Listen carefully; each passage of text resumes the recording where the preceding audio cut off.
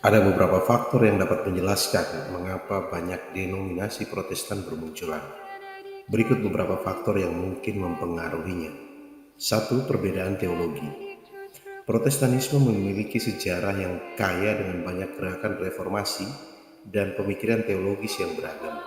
Perbedaan dalam interpretasi Alkitab dan teologi Kristen dapat menyebabkan pemisahan dan munculnya denominasi baru. Dua, masalah sosial politik. Perubahan sosial dan politik dalam masyarakat seringkali memicu pembentukan denominasi baru.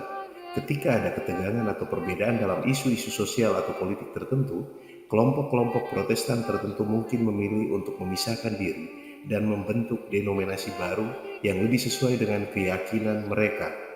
3. Perbedaan budaya dan bahasa. Faktor budaya dan bahasa juga dapat memainkan peran dalam pembentukan denominasi baru.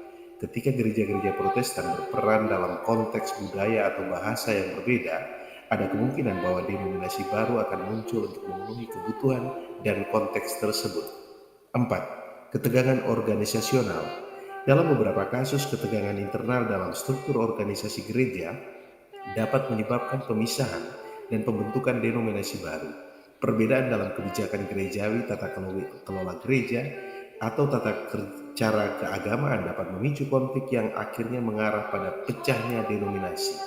5. Pencarian identitas baru dan kebebasan. Beberapa denominasi Protestan baru mungkin muncul karena individu atau kelompok merasa bahwa mereka tidak cocok dengan denominasi yang ada, atau mereka ingin mengekspresikan identitas keagamaan mereka dengan cara yang lebih unik atau mandiri.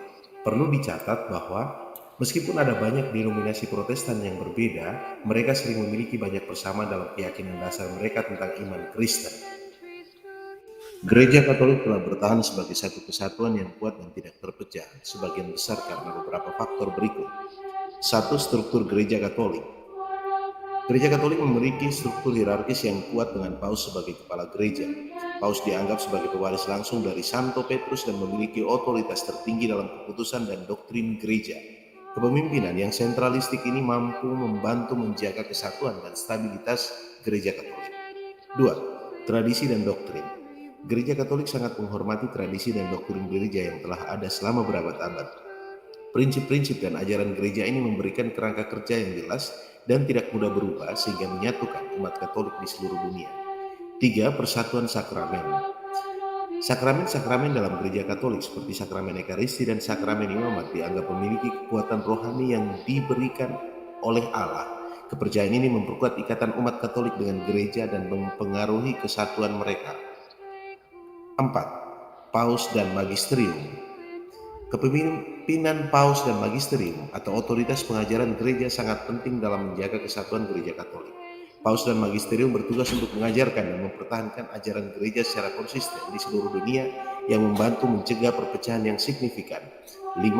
Pendekatan komunikasi dan dialog.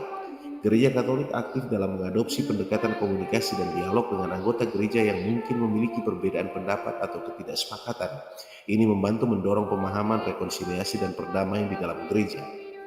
Meskipun ada sejarah perpecahan dan perbedaan pendapat di dalam gereja Katolik, upaya yang kuat untuk menjaga kesatuan dan pemeliharaan otoritas gereja telah membantu mengatasi potensi perpecahan yang mungkin terjadi.